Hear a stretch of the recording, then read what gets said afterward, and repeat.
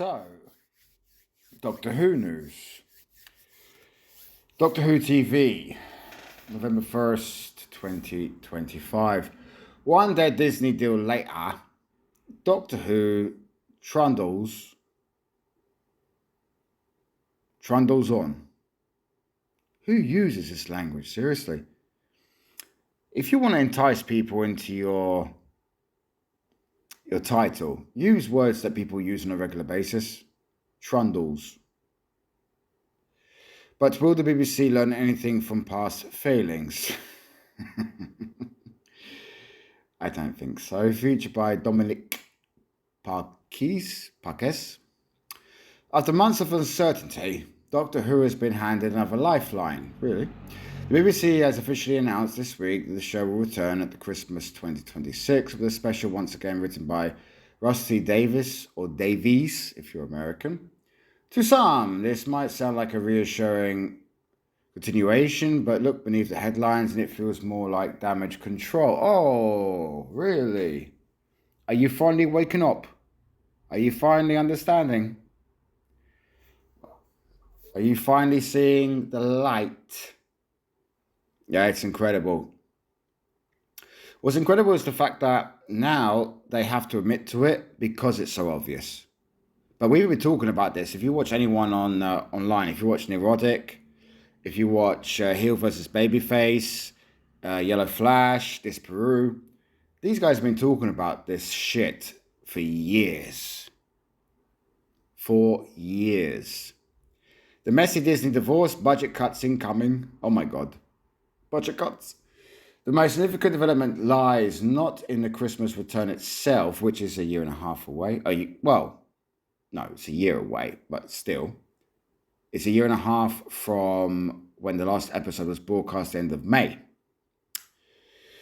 But in what surrounds it, Disney Plus has formally withdrawn from its partnership from the BBC. Yes, we predicted that. Few fans were surprised by that news. Oh, really?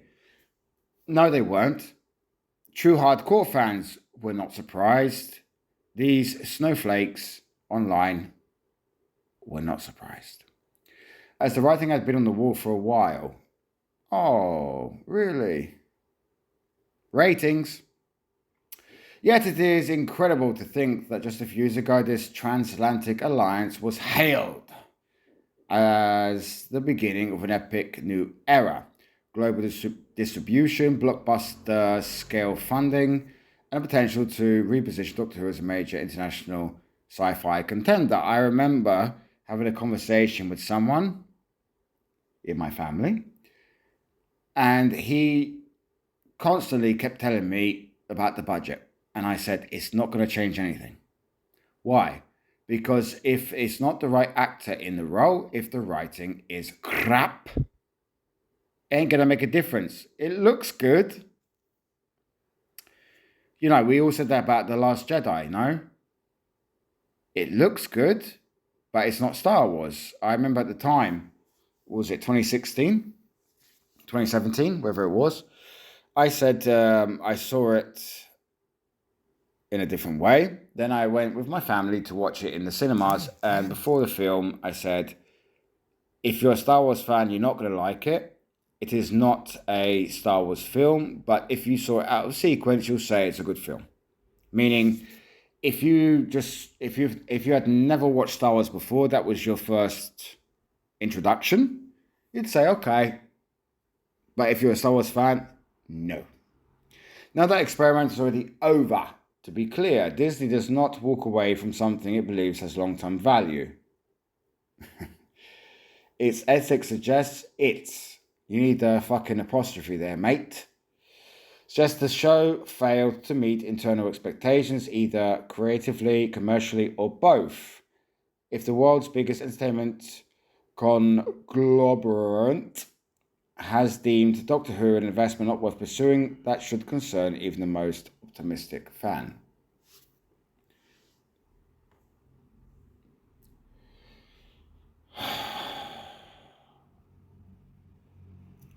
People are starting to finally wake up. Unbelievable. But Disney's backing and with new streaming partner, a substantial reduction in budget is inevitable. The past two series Blustered by international funding, at least boosted high-end visuals, cinematic direction, and more expensive marketing pushes. But again, if you've got the budget but you're not making a good story, it doesn't matter. Look at The Force Awakens. Again, I use Star Wars as a comparative to this. Okay, what was the big thing going into that? We heard J.J. Abrams said we're going to go back to practical effects because in the prequels, George Lucas used a lot of CGI, a lot of green screen, blue screen, whatever you want to call it. We're going to go back more to practical effects like in the originals. And a lot of people were taken back. When I first saw it, I was like, something's not right here. I didn't have the same feel. I was like, okay, I want to see the next one. And I loved The Last Jedi trailer. The Last Jedi trailers for me, and I read as well, this is the new Empire Strikes Back. This is, I was in. Then I saw it, and what got me, if you don't know, was the ending. Luke, one of my favorite characters. If you know, you know. This is about Doctor Who, but we'll make another video one day on The Last Jedi. So, yeah, the past two series blustered by traditional funding, at least boosted high-end visuals, cinematic direction, and more expensive multiple. Whether or not the storytelling matched the scale, the production values at least signaled ambition. I've not read this before. Everything I do, I read live when I record. Okay, that's what I do. Because I want it to be spontaneous. I want it to be a spontaneous reaction, right? It's exactly what I just said. A film could look pretty. People are not going to go back to watch something because it looks pretty. It's like a partner. A partner can look pretty, but if there's no connection or no intelligence there that you can connect with, this person can look pretty and hot all they want, but you're not going to continue because eventually you're going to get bored. It is what it is. Doctor Who may now be forced back into shoestring budgets. That's a new phrase. Budget limitations can encourage creativity. Oh, really? That's why Doctor Who was famous in the first place, you fucking idiot. Below budget charm that once defined Doctor Who is unlikely to satisfy modern audiences. Who says? My gosh, who is the demographic? Understand something, guys. If you watch something, okay, I grew up with a father that introduced me to Star Wars, Star Trek, Back to the Future, Terminator. And I'm forever grateful for that because these are some of my favorite franchises. Doctor Who. Other things I discovered by myself. Angel, Buffy the Vampire Slayer. Me and my sister were relentless in watching these things. I think it's one of the best 2 series of all time. One day, hopefully, I'll make a video about that as well. So this goes by generations. It goes by generations. Why are you trying to cater to modern audiences? You should be catering to audiences. Something that parents, grandparents, and kids can watch together. What is the fucking problem here? That modern audiences, they don't have money, they don't buy things. Son of a bitch. In an era of high concept sci-fi shows such as Stranger Things, for example, production value is part of the storytelling contract. It is a sad fact, but to lose that quality and you risk losing even more viewers. Duh. Are you retarded? Seriously, the people running these companies. Russ T. Davies back in brackets again and again. Russ T. Davies' return in 2023 was supposed to revitalize Doctor Who, not just creatively, but culturally. His first era from 2005 to 2010 resurrected the show with wit, emotion, depth, and a modern sensibility. Fans and critics alike expected his second act to be just as strong. No, because the leash was off. Instead, we were served a version of Doctor Who that was self-indulgent and creatively insular. Definitely. Davis's writing showed rare moments of his old charm, but those flashes were buried beneath layers of sentimentality, laboured political surmosying, and an inconsistent tone that never quite settled into anything confident. BBC now appears to be doubling down on the same approach. Is that wise? If Davis remains in creative control beyond 2026, corporation must confront a difficult question. Is comfort really the same as vision? Under Davis's leadership, Doctor Who has already consumed over 100 million in Disney co-funding. No, it was 100 million per season. The lowest ratings in its modern history. Ha! I was right. And also its biggest international partner. Ha! I was right. However much the blame is shared, Davis was the creative figurehead, and it is far to ask whether he should continue to be trusted with the future of the show. If now you don't put Davros in a wheelchair because you want to be politically correct, I know people online that watch things that I watch, Geeks and Gamers, Friday Night Tights. These people are disabled, and they have no problem with this. They have no problem with the jokes. They have no problem with anything. So who are you catering to again? If the upcoming Christmas special does not mark the end of Davis's second era and the beginning of something genuinely new, then I fear this cycle of mediocrity will simply continue. Doctor Who will remain caught in its own echo chamber. Again, you're just understanding this now. It took you fucking 7 years. I knew from the first episode that Jodie Whittaker is not Doctor Who. I don't believe that for all his legacy and past success, Davis is the bold architect Doctor Who needs right now. No. Why? He can't write anymore. He's lost his edge. George Lucas recently said, I would never go back to Star Wars. I've got a life. I would not want George Lucas to come back to Star Wars. Just like I would not like Steven Spielberg to come back to Indiana Jones. Even if the last film was shit, I still would not want him back. It's done. The time's done. Even artists have that. Take Picasso. Picasso had the pink period, the blue period. Then he had Cubanism. He never went back to the pink or blue period because it was done. Everything has its time and everything dies, to quote Doctor Who. He must only be the last man standing because no one else has been allowed to try. That, more than any monster or villain, may be the real threat to the show's future.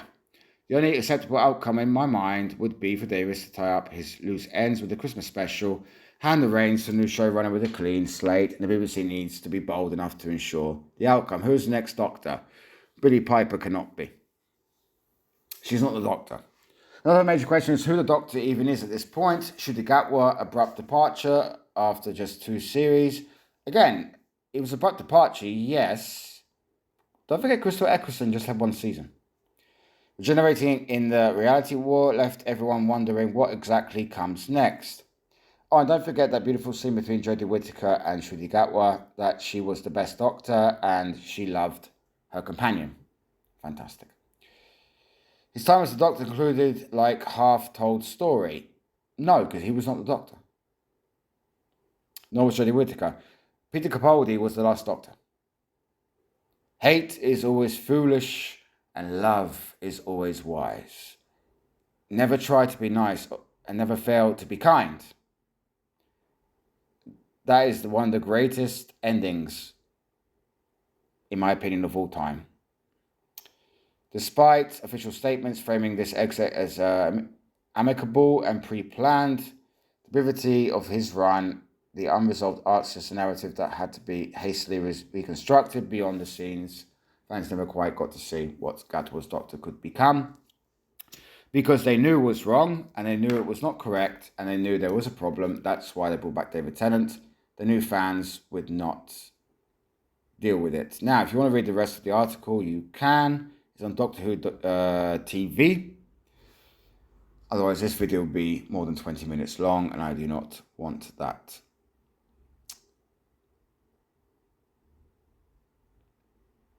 It goes on to speak about Billie Piper and everything else. I really don't care. I make these videos because I want people to know what's going on. But I'm done. As I said, I'm done. I actually recently started to rewatch Christopher Eccleston's Era. It's fucking great. I love the first episode with the Autons. I love At the End of the World, The Quiet Dead, Dalek, Parting of the Ways. You know, the introduction of Jack Harkness. We need to go back, man. We need to go back. It's a bit like these directors, they always do that. Taika Waititi with Thor, Zack Snyder, James Gunn. When you take Rian Johnson, when you take off their restraints, they create shit. But you've got someone there helping them, they create something beautiful. Hence why people don't know this. George Lucas did not direct Episode 5 and 6, Empire Strikes Back, Return of the Jedi. He wrote them, he was there, but he did not direct them. Why? He said it was too much. He couldn't do everything all together. Why do you think that is? And you could say, yeah, Hatter, but Rusty Davies doesn't direct. Yes, but he's there and they're doing what he wants. Trust me on that. Let me know what you think, guys. And I will see you later.